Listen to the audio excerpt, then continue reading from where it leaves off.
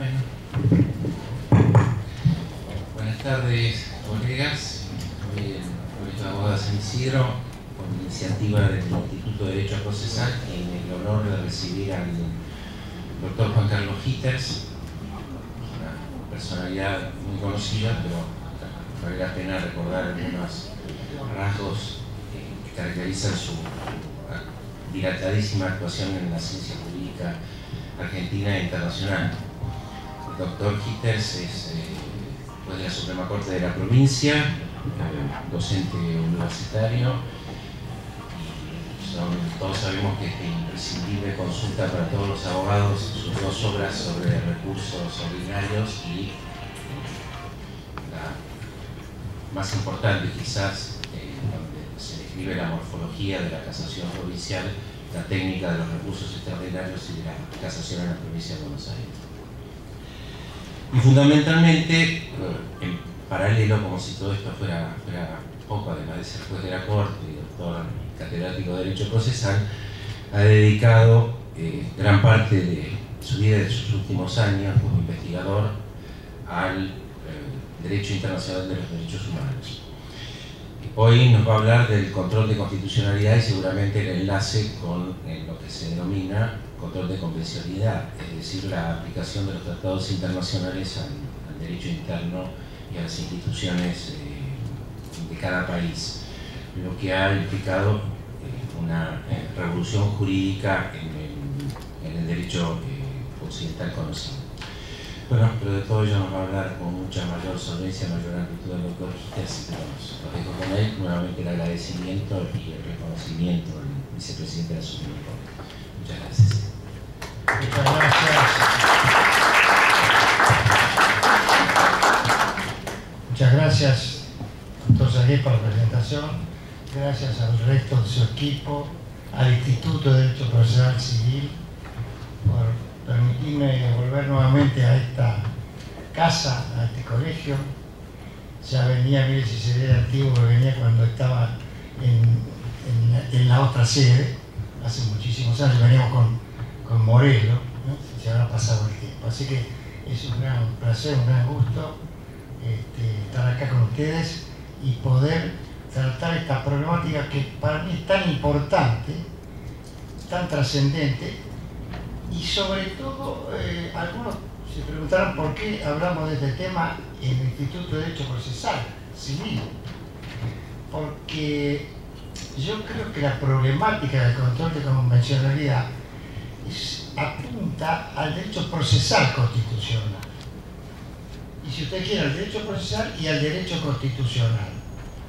En el antiguo programa que yo redacté cuando era profesor titular de Derecho Procesal en La Plata, ya habíamos puesto hace más de 15 o 20 años el proceso o el procedimiento ante la Corte y ante la Convención Interamericana de Derecho Humano, y en general el procedimiento ante los organismos supranacionales, la OEA y la Naciones Unidas.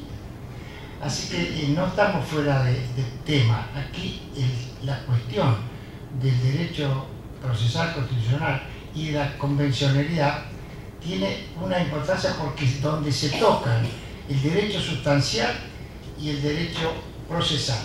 No se olviden que existe todo este trámite desde el agotamiento de los recursos internos hasta el paso por la Comisión y por la Corte Interamericana cuando transbordamos las fronteras argentinas, un trámite verdaderamente adjetivo. Acá Zamora y Castillo se quedaban hace muchos años porque el Pacto de San José, el reglamento, el estatuto de la Comisión, el reglamento y el estatuto de la Corte tienen normas adjetivas redactadas por los internacionalistas, decía Alcalá, Zamora y Castillo, y por eso tiene, ratifico esto, algunos defectos de adjetivos procesales, porque bueno, los que lo redactaron no eran especialistas en esta materia. Nosotros vamos a hablar del control de convencionalidad. Y yo decía recién en la mesa, antes de venir acá con ustedes, que el tema adquirió tanta trascendencia que a mi modo de ver ha revolucionado, si se me permite el término, el derecho interno de nuestros países, del sistema interamericano de manera rotunda. En México, por ejemplo, la gran temática que está en la UNAM todos los días es el tema del derecho procesal y del derecho convencional en general y del control de convencionalidad. No hay jornada, no hay evento que no se trate de esta problemática. Y ahora vamos a ver que yo acabo de publicar un trabajo que está en México para esta jornada que está por ir ahora, adelantos y retrocesos del control de convencionalidad, porque esta cuestión se viene tratando desde hace mucho tiempo. Yo siempre señalo que la Corte Interamericana no hablaba de control de convencionalidad, pero lo hacía desde que el primer caso, Velázquez Rodríguez, 1989, ahí la Corte dice ¿qué es control de convencionalidad? Una comparación entre el derecho interno y el derecho supranacional, el derecho de los tratados. Y se hace primero, ya vamos a ver, en el ámbito local, los jueces tenemos que hacerlo, y no solo los jueces, vamos a ver que la Corte ha ido extendiendo este concepto, es decir, se hace una comparación. Esto es control de convencionalidad, como el control de constitucionalidad es una comparación entre la Constitución y las normas internas. Acá tenemos una inspección, como diría Jenny, entre las normas internas y los tratados internacionales y aún de la jurisprudencia de la propia Corte Interamericana. Así que estamos hablando de un derecho transnacional, porque atención con esto, la Corte ahora viene reforzando la idea de que el control hay que hacerlo primero acá, en los países, no delegar todo a la Corte, pero siempre el control se hace sobre la base, repito, de los instrumentos internacionales, comparándolo con el derecho interno. Así que estamos hablando de un derecho sustancial y procesal transnacional que tiene una doble influencia.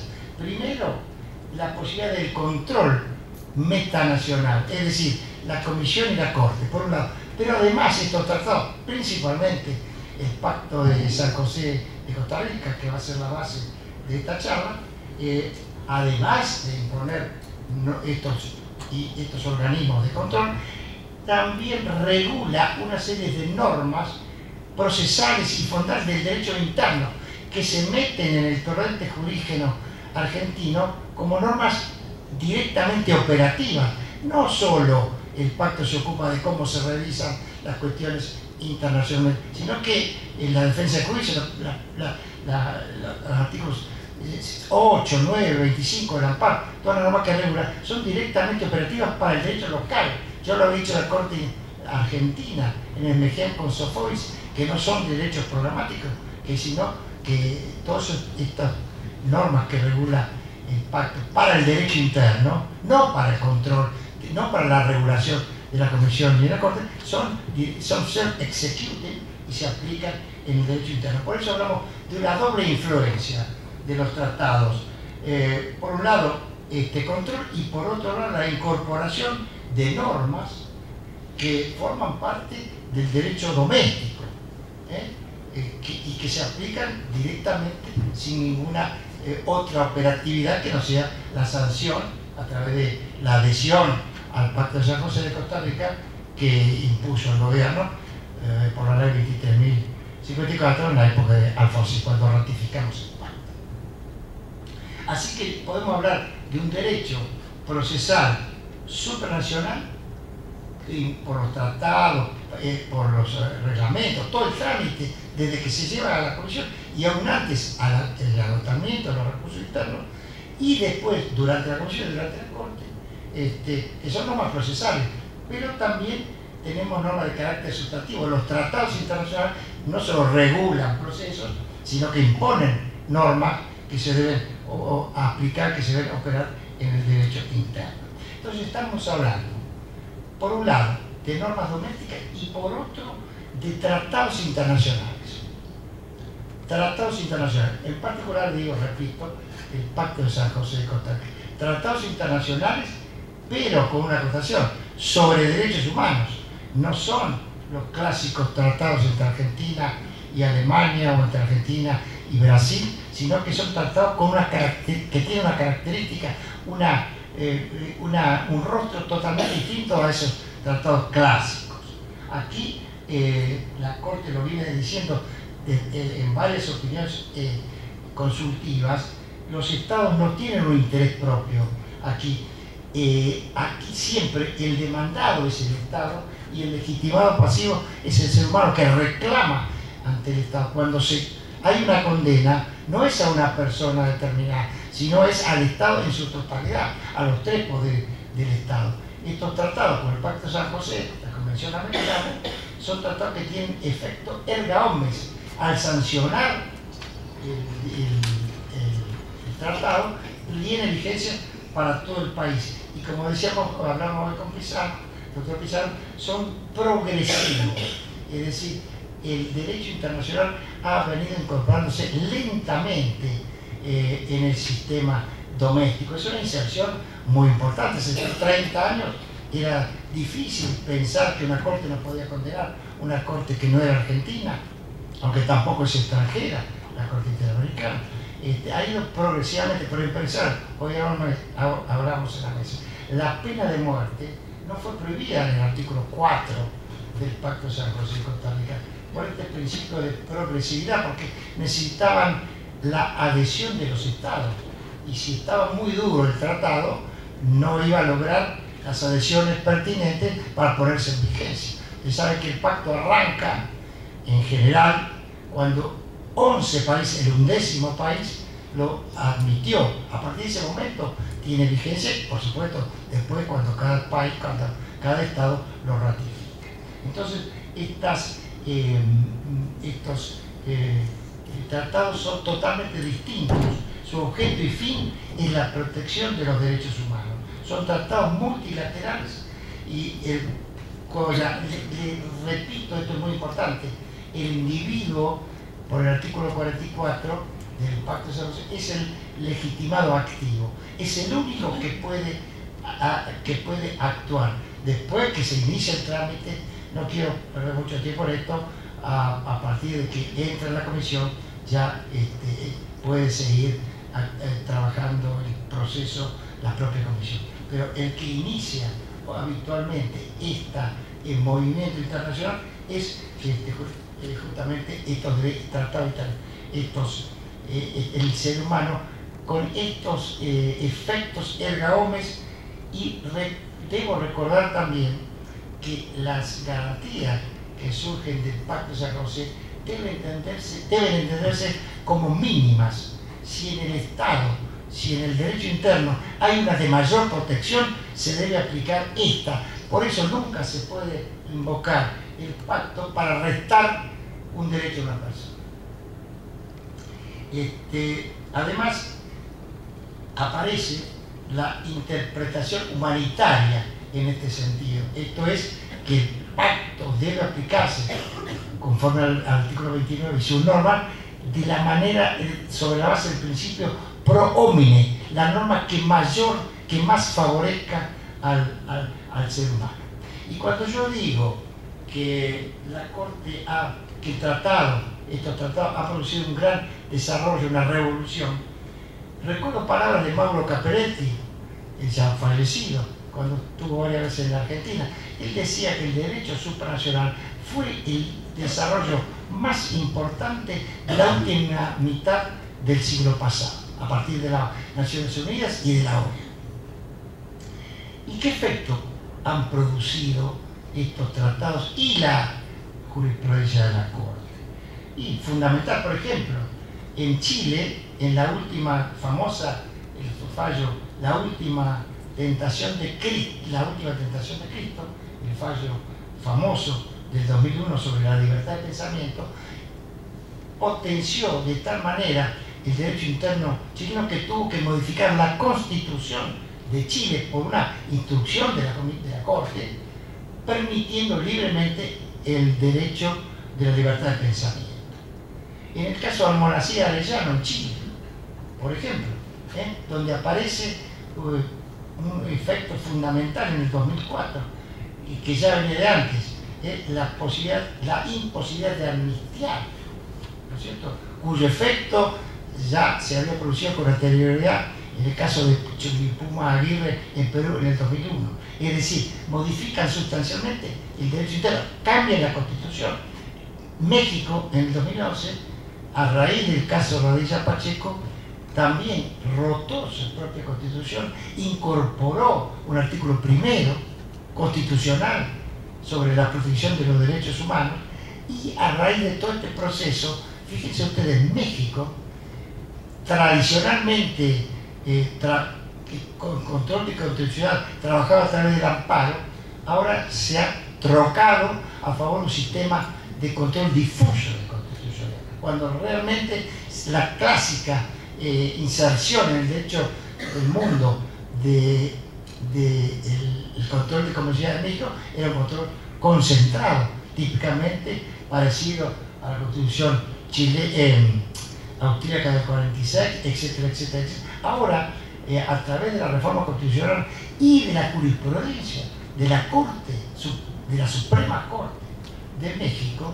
cada uno de los jueces tiene que hacer el control de constitucionalidad y el control de convencionalidad. Fíjense usted si esto no son cambios sustanciales en el derecho de los países. Yo quería traer a colación rápidamente el caso de, lo cité muy rápido, el de Perú, el Chumbipuma Aguirre, el caso de los barrios altos de Perú del año 2001, donde por primera vez la Corte Interamericana aparece poniendo sobre el tapete el derecho a la verdad.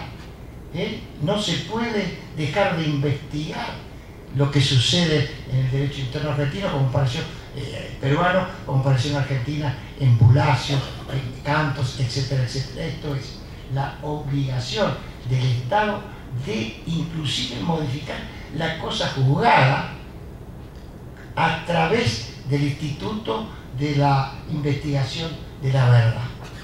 Eso, ahí tiene usted un cambio fundamental, trascendente, porque, bueno, pasó en otros países, pero nos llegó a nosotros, ley de obediencia debida, punto final, etcétera, etcétera, que con la fuente, en estos fallos de la Corte Interamericana, han logrado transformar, rotar fundamentalmente el derecho interno.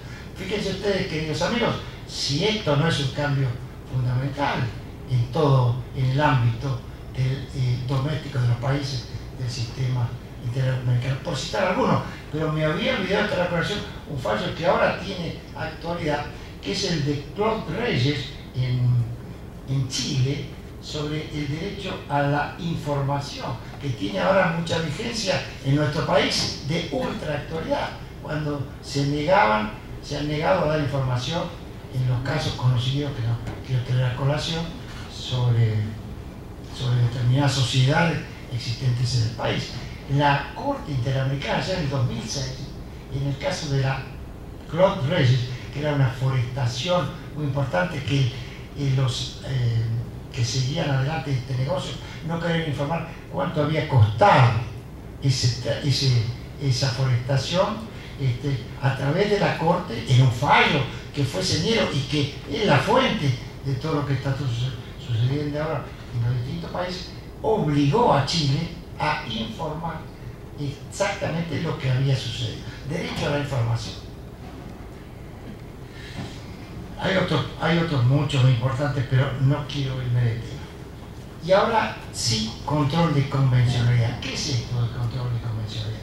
Yo repito, siempre lo hizo la Corte, pero empezó a ponerse de moda esta terminología, no la figura que, como digo, siempre se hizo a partir de justamente de un fallo producido en el caso Mirna Marchand, con el voto del juez García Ramírez, juez mexicano, en el 2004, Mirna Marchand contra Guatemala, donde sin todavía anuencia del resto de sus colegas, el juez de la Corte Interamericana, García Ramírez, hablaba de un control de convencionalidad, de la necesidad de comparación que mantuve, lo dije al principio, entre la ley interna y las leyes internacionales.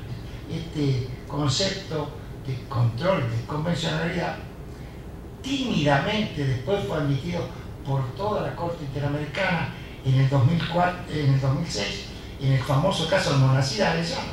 Almonacid Arellano fue un desaparecido, casos similares a lo que sucedió acá en Argentina. Y ahí la Corte ya toda, completa, todos los países hablaron de una especie, no se animó a decir todavía control, una especie de control de convencionalidad. Después ese término fue adquiriendo carta de ciudadanía en el resto, no lo voy a citar al resto de los fallos, pero ganó digamos, la popularidad de llamarse control de convencionalidad, y a partir de entonces aparece toda esta explosión en el sentido apuntado.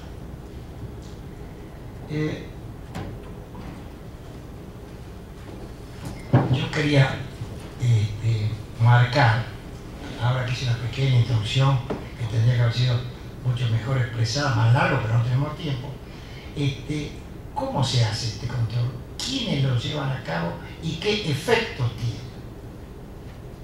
Porque lo cierto es que hay que remarcarlo, sobre todo la Corte Interamericana ahora lo viene trayendo a colación. Hay un control de convencionalidad primario, que es el más importante de todos, el Estado. Primero los jueces, dijo la Corte, después vamos a ver que amplió esta pantalla protectora. El Estado, los poderes del Estado son los que tienen que hacer primero la comparación. No puedo saltearme al sistema interamericano si no agoté los recursos internos, conforme expresamente lo dice el Pacto de San José en el artículo 46. Es decir, yo si tengo un agravio, primero lo tengo que plantear en mi país y agotarlo. Este es el verdadero control de convencionalidad. Porque el derecho internacional es un derecho subsidiario, no es un derecho principal, es subsidiario. Voy si no me satisface mi derecho acá. Y la Corte Interamericana viene diciendo, no me lleguen ni a la Comisión ni a mí si no agotaron los recursos internos. Fundamentalmente. Y ahora, fíjense ustedes la importancia que tiene el agotamiento de los recursos, que ahora se apunta con mayor fineza, que en el caso Breguer Carías, fallado este año. Breguer Carías es el profesor famoso de Derecho Internacional venezolano, ustedes lo recordarán, uno de los más importantes profesores de Derecho Constitucional, mejor dicho, venezolano, que colaboró en la revolución contra Chávez. Fue el que redactó el decreto que tenía por la finalidad de derrocar jurídicamente, la parte jurídica, digamos, contra Chávez. Bueno, Gregorio Carías sufrió una serie de persecuciones en Venezuela terribles y inició un proceso ante la Corte, ante la Comisión, ante la Corte, bla, bla, bla, todo lo que hizo. Llegó a la Corte este año y fíjense usted que la Corte Interamericana, en lugar de protegerlo a Breguer, por voto mayoritario, con el voto minoritario de dos jueces, dijo que no habían agotado correctamente la vía interna y manda de nuevo a Venezuela, que ahora Venezuela se retira, pero no lo trata al tema porque le dijo, usted no hizo esto, no hizo esto, no hizo esto, no hizo esto otro. Esto le digo a los abogados, cuidado porque no es cuestión de hacer una denuncia ante la comisión, dar 10 años y después volver para atrás. Este es un fallo muy nuevo y muy importante. Y la Corte lo resalta, agoten, hagan todo lo que tengan que hacer. Yo soy subsidiaria, me meto si ustedes, los países, no resuelven el problema. Esto es fundamental. Antes no se veía con tanta claridad, aunque estaban las normas vigentes, por supuesto. No ha cambiado la norma, sino la intensidad de la jurisprudencia de la Corte en el sentido, cuidado que hay que tramitar todo primero. Si no, no se puede venir acá. Porque la Corte además se queja, la Corte Interamericana, en las últimas reuniones que tuvimos en Costa Rica, para el Congreso, de que no puede resolver más de 20 casos o 30 por año. Entonces la Corte dice, señores, yo tengo mi jurisprudencia, igual que el tratado, es obligatoria para los países. Esto no lo dice el pacto, lo dicen ellos. Entonces, si tienen mi jurisprudencia, no me traigan las cosas acá, háganlo ustedes, agoten, porque ustedes, yo digo, yo he compuesto una serie de precedentes, una especie de doctrina legal que debe ser utilizada por los jueces del derecho interno. Entonces, ¿quiénes ejercen este control de convencionalidad? Repito, primario, el control primario, el derecho local. Primario. Ahora se ha hecho esta dicotomía. Un control primario, que es que es el más efectivo, y un control secundario, que es el que se hace fuera del país. Y obviamente, ¿con qué normas se comparan? ¿Qué normas están en juego para hacer la comparación del control de constitucionalidad? ¿Sobre qué normas se hace la comparación? Las normas nacionales, cualquiera sea, del derecho interno. Ojo, no solo la actividad jurisdiccional propiamente dicha, sino, ya vamos a ver, cualquier actividad de los tres poderes del Estado puede generar responsabilidad. Y entonces todas esas normas o toda esa actividad del Estado puede ser controlada a través del control de convenciones. Entonces se compara el derecho interno con todos los tratados internacionales suscritos por Argentina en materia de derechos humanos. ¿Y quién hace este control interno? La Corte había dicho primero, la Corte Interamericana, los jueces. Los jueces son los que tienen que llevarlo a cabo. Después dijo todo el Poder Judicial. Y después dijo cualquier órgano del Estado tiene que llevar a cabo esta tarea. Pero no la comparación. La comparación, esto yo lo quiero aclarar porque ha habido explicaciones no correctas. El control de convencionalidad lo siguen haciendo todavía los jueces, el Poder Judicial o aquellos organismos que tienen una función cuasi jurisdiccional, que pueden dictar normas o que pueden conferir derechos o restar derechos.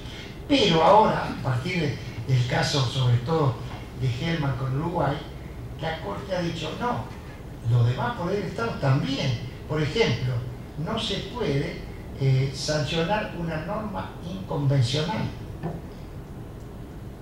Así que el Parlamento, si piensa dictar una norma, tendrá que ver si se compatibiliza o no con los tratados internacionales. Esto me parece que es muy importante. Todos los poderes del Estado, no es que hagan el control, sino que tienen que mirar, no emitir el Poder Ejecutivo o el Poder Legislativo, normas inconvencionales, el Poder Ejecutivo normas inconvencionales o conductas que son inconvencionales, es decir, no convencionales. Así que fíjense ustedes cómo se ha ampliado el sistema, ¿no? Cuando usted dice, ¿y cómo el Poder Legislativo? El ejemplo típico, para no hablar de conceptos abstractos, fue en Uruguay, en el caso Hellman, cuando el Poder Legislativo dictó las leyes contra la obediencia civil y punta final, es decir, le dio validez constitucional a las leyes sobre caducidad de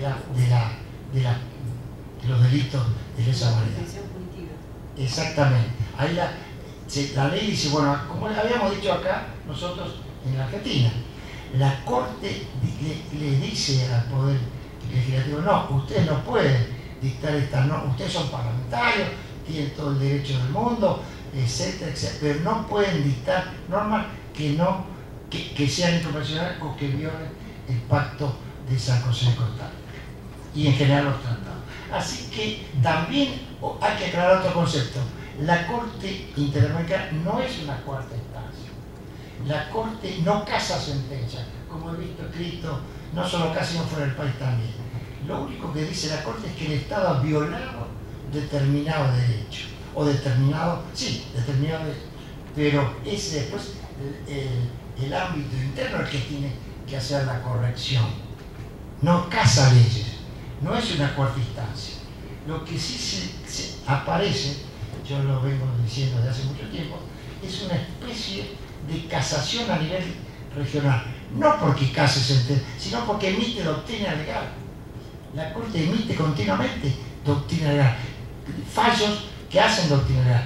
No casa, la casación sí produce el rompimiento de la sentencia. Acá simplemente advierte que el Estado ha violado determinada norma del derecho internacional.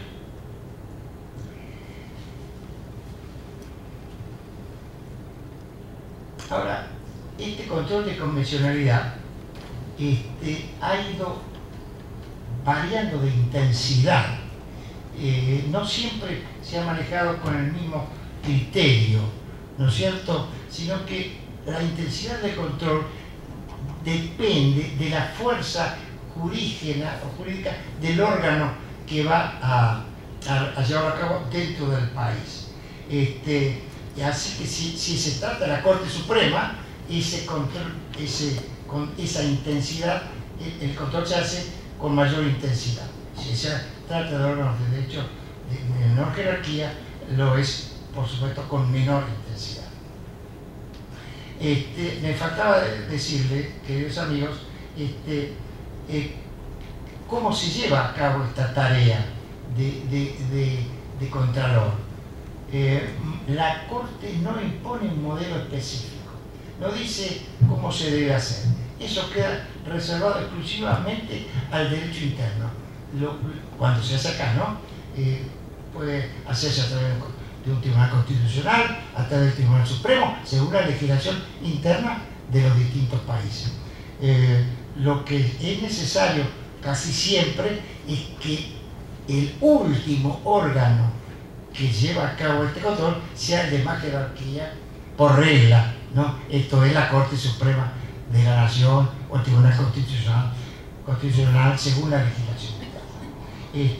Así que y la Corte ha formado esta doctrina legal muy importante, muchos temas que no quiero ahora dilatar mucho esta charla. Por ejemplo, la Corte ha dicho que el control de convencionalidad es básico para el sistema constitucional de un Estado de Derecho. Si no hay control de convencionalidad, no hay Estado de Derecho. Esto me parece que es una pauta muy importante. Si se saltean los pasos, si no se hace el verdadero control, si el órgano interno no trata los temas y los órganos jurisdiccionales, se produce una descompensación que seguramente luego la Corte lo deja así. Otro tema. Siempre se discute, y desde tiempo atrás, cuál es el margen de apreciación nacional. Porque si nosotros estamos diciendo que todo está controlado por la Corte y que la Corte fija la doctrina legal a través de su jurisprudencia, ¿qué pueden hacer los órganos internos? ¿Qué pueden hacer los jueces locales? ¿Qué margen les queda? Esto viene tratándose con mucho ahínco y con mucha profundidad ahora en México. La regla es que no tienen margen de apreciación. La regla es que hay que adaptar la jurisprudencia interna a lo que dice la Corte. Sin embargo, ya desde el viejo Tribunal Europeo de Derechos Humanos siempre se habló de una especie de deferencia de los órganos internacionales hacia los órganos locales. Bueno, le vamos a controlar casi todo, pero no todo. Le dejamos un margen que ustedes pueden actuar, porque yo he visto muchas quejas, sobre todo aquellos que no manejan a cabalidad el derecho internacional, pero como entonces los jueces locales no pueden hacer nada, no tienen margen de apreciación. Bueno, esto ha ido desarrollándose. La regla general es que, lo dijo la Corte Interamericana en el caso de Hellman contra Uruguay, que son dos fallos, ya lo citaba la doctora, uno en el 2011 y otro en la supervisión del cumplimiento. En el 2013 la Corte le ha dicho a los uruguayos, no, ustedes no tienen margen de apreciación en este caso, porque la Corte uruguaya había permitido esta ley de caducidad. Sobre la base, ellos decían, los jueces, la Corte, sobre este margen de apreciación nacional que tenemos, no nos importa lo que dice la Corte Interamericana. Lo dijo en el 2013 la Corte de Uruguay. Y consecuentemente las leyes de caducidad son válidas, porque tenemos margen de apreciación. Entonces aquí sí viene cómo se detalla este concepto. Y la Corte ha dicho, por regla ustedes no lo tienen. Sin embargo, fíjense ustedes, dio algunas pautas. Por ejemplo, en el caso Castañeda-Guzmán, en el año 2008, en México, el Castañeda-Guzmán había iniciado todo un proceso interno porque quería ser presidente y no tenía partido político. Entonces el tema llega a la Corte Interamericana y la Corte dice, no, en esto no nos metemos. En la cuestión política de cómo se regulan determinadas instituciones, en esto háganlo ustedes como les parezca. Si no hay arbitrariedad, si no hay violación del derecho de defensa y juicio, no me importa. Quiere decir que la prohibición para Castañeda-Guzmán de ser candidato a presidente era válida, porque se permitía este margen de apreciación nacional. Un ejemplo, ¿no es cierto?, para que tengan en cuenta ustedes cuál es la medida. No voy a detallar más el tema porque me voy a quedar sin tiempo para lo demás. Es decir, hay margen de apreciación nacional. En Hellman, la Corte le dice a Uruguay, en la supervisión de cumplimiento, después vamos a hablar porque la Corte dicta fallos, pero ahora lo supervisa. Esto es una modalidad nueva. Viene como juez de ejecución de la sentencia y le dice, yo dicté esto, pero no la cuelguen en los cuadritos. Yo vengo todos los años a ver si ustedes cumplieron, y si no cumplieron les voy a decir que lo cumplan. Y generalmente lo tenemos el derecho interno local. Casi todas las condenas, las 11 condenas que tuvo Argentina, Bulacio y todas las demás, han sido controladas por vienen siendo controladas por la Corte y le dicen, tienen que terminar, tienen que hacer esto y lo que les falta. El caso justamente de Bulacio tuvo tres controles a través de la supervisión. Y la supervisión es un invento de la Corte, no existía, pero la Corte ha dicho, si yo puedo dictar sentencias, también puedo controlar si se cumple, y a través de una reglamentación, de un cambio de su propio reglamento, permitió a través del 2006, utilizando una jurisprudencia del caso Baena, la posibilidad de supervisar el cumplimiento de la sentencia.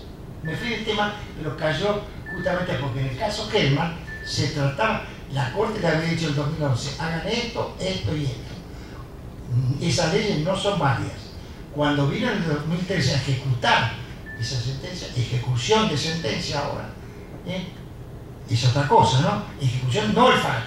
La ejecución de su propio fallo, le dijo, no, ustedes han violado el derecho interno. Bueno, ¿cómo se hace este control? ¿Se puede hacer de oficio? Bueno, el tema es largo, pero sí también lo hablamos con el doctor Pizarro.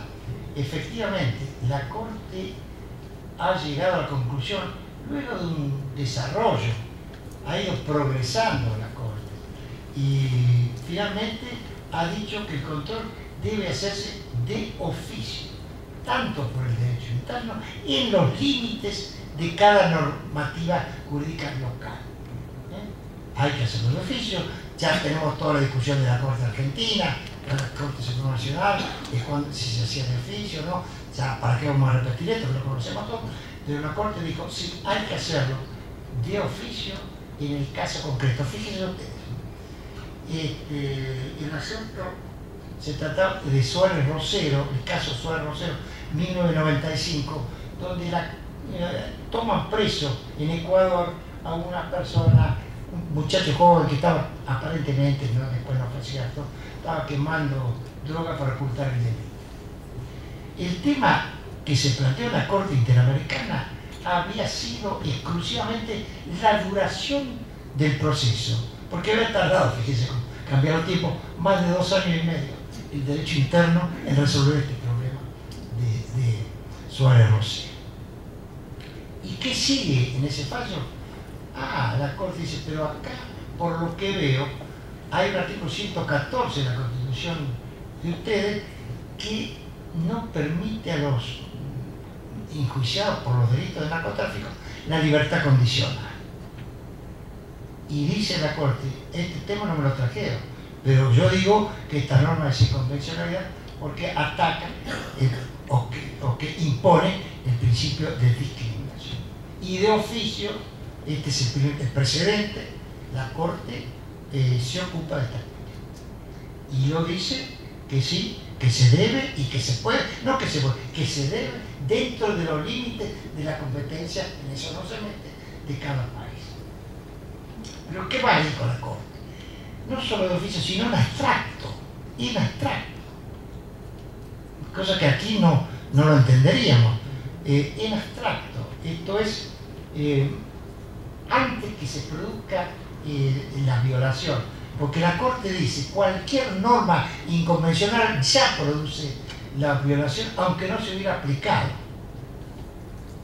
Entonces señala, bueno, si no se aplicó todavía, puede verse antes de que se viole el derecho. ¿Para qué vamos a esperar la violación? Esto es una especie de control preventivo, ¿no es cierto?, de convencionalidad.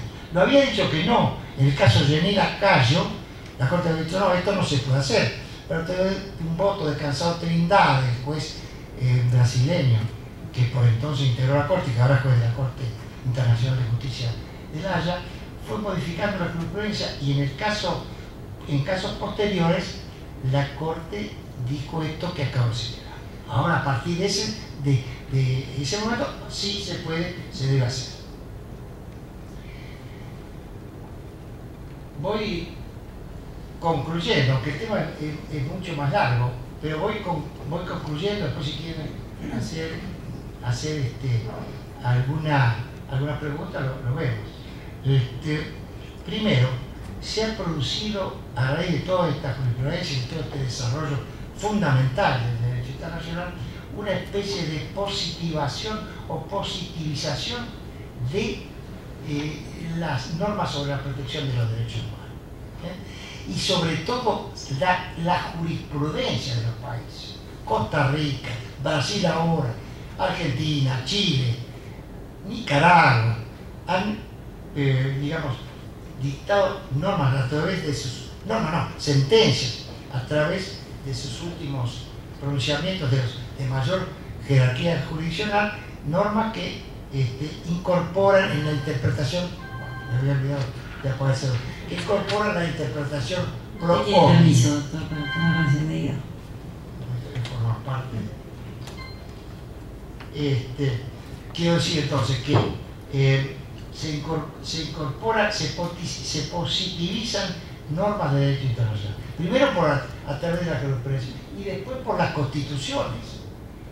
Las constituciones modernas, ya hablé de la de México, incorporan pautas sobre la interpretación y sobre determinados derechos humanos. La Constitución del 94, justamente les contaba yo hace rato, que tuvimos una reunión, yo había sido convencional constituyente. La Constitución del 94 incorpora los pactos internacionales, 11 pactos, 75 y 22, a nivel supranacional. No sé, no quiero discutir ahora a qué nivel está, si por encima o por debajo de la Constitución. Yo creo que está por un poco por encima.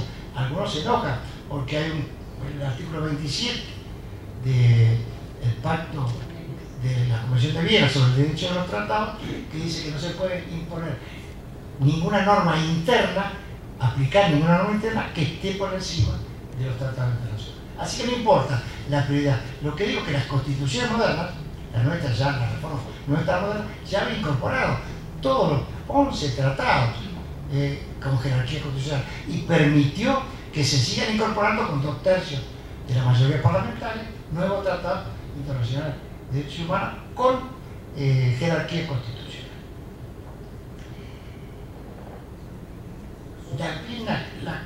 Corte viene destacando la necesidad de capacitarse en esta materia. Esto es muy importante. Varias sentencias, contra distintos países, ha impuesto en la sentencia misma al Estado la obligación de dictar cursos, de hacer seminarios sobre derechos humanos, por vía de obligatoria de la jurisprudencia de la Corte. Ha dicho, señores, esto es necesario que los jueces y los abogados conozcan, porque hoy en día ningún proceso que empieza en San Isidro, o casi ninguno, puede estar exento de llegar a la Corte Interamericana, ¿cierto? Entonces, necesidad de capacitación. Y no, lo he hecho en varios, a la policía, en México, al ejército. Capacita al ejército para que no hagan lo que hicieron en el caso de Raiza Pacheco, de hacer desaparecer una persona. Es obligatoriedad de los cursos sobre derechos humanos. Obligatoriedad de hacer monumentos. Por ejemplo, cuando se ha producido una violación, sobre todo lo que ellos llaman graves violaciones de masacres, hay varias masacres en Colombia y en Perú, la Corte ha dicho, bueno, pero esto no solo basta, acá hay que reparar más, hacer un monumento en favor de los damnificados, muertos o vivos. En el caso de Perú, mandó a quitar ese famoso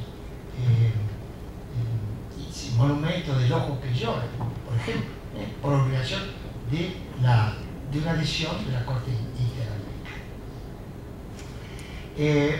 Lo que me importa reiterar, y con esto ya voy terminando, es cómo se ha ido desarrollando, cómo ha ido progresando este control de convencionalidad. Primero había dicho una especie de control, después un control, después quién lo hacía, el Poder Judicial, después quién lo hacía, todos los jueces, después los jueces del Tribunal Constitucional, y por último todos los, no sea el control, repito, todos los tres poderes del Estado tienen que llegar a, antes de dictar una norma o producir un acto o a llevar a cabo un acto, ver si no se produce una violación del derecho internacional, de los tratados internacionales. Yo vi justo cuando venía en el auto, le quería decir algo más. En el auto vi un fallo que hoy les comenté de la Corte de ayer, de la Corte Interamericana, pero, por ejemplo, la Corte ha dicho, un subtema que llevaría mucho tiempo de tratar, pero ha dicho la Corte, mis fallos, mis sentencias son obligatorias para el caso concreto, artículo 68 del pacto, tienen que cumplirla, si no vengo yo y superviso y se los hago cumplir, porque si no comunico a la OEA tiene un registro de países incumplidores que pueden generar problemas económicos para el país, etc. Primero, ustedes cumplan ese fallo que yo se lo dicté para ustedes, en un caso concreto, pero tengan en cuenta todos los demás estados la jurisprudencia que yo he dictado, ha dicho la Corte. No es del todo obligatoria, sí dijo, es obligatoria en la interpretación que yo hago de determinados artículos del pacto. Eso sí es obligatorio. Y eso lo dijo, lo repitió en Germán con Uruguay. La importancia de los fallos, la obligatoriedad de su fallo. Pero ojo, que también ha dicho no hace mucho que los informes de la Comisión, yo no estoy hablando de la Corte, de la Comisión Interamericana, que no es un órgano jurisdiccional, aunque dicta informes, pronuncia informes. ¿Qué había dicho la Corte? Y sobre todo en este caso se lo cuento porque llega, está conocido por ustedes, porque llega a la Argentina. En el caso de Carranza Artuese, ustedes lo recordarán, la Comisión había dicho que Carranza Artuese, un juez de Chubut, había sido cesanteado por el gobierno militar sin el debido proceso. Esa sentencia de Chubut, llegó a la Corte de Argentina en el 84, el 85, no la trató el tema, la Corte fue una especie de 280, no fue al fondo. Carranza Latovese, el juez despedido, se fue a la comisión, y la comisión en el año 97, en un informe 30 del 97, dijo que el derecho argentino había violado, que las autoridades habían violado la convención por no cumplir un informe, no por una sentencia, por un informe. ¿Y qué dijo nuestra Corte hace poco? La Corte de la Suprema de la Nación Argentina, que las obligaciones, que las decisiones de la Corte, de la Comisión Interamericana en sus informes son obligatorias. Lo dijo justamente en el caso Carranza Latovese, 6 de agosto del 2013, tengo el fallo, por mayoría, no fue por unanimidad, Faiz, Zaffaroni, Maqueda y Petraki, en aquel entonces, un fallo del año pasado, dijeron que los informes de la Comisión son obligatorios para los países. Así que, ya terminando, quiero resaltar la importancia que tiene el derecho a sufragio.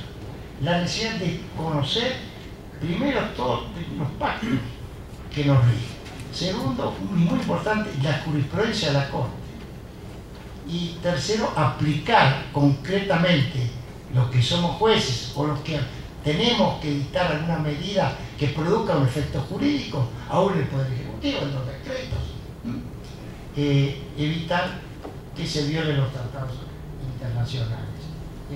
Le decía que en este fallo, que lo leí en el auto hoy, la Corte Interamericana, en un caso, me lo tengo, ya me pasa como a la presidenta, bueno, en un caso de Haití, recién de ayer, la Corte, cuidado, el tema es complicado, ¿no? Haitianos que eran expatriados sin juicio previo,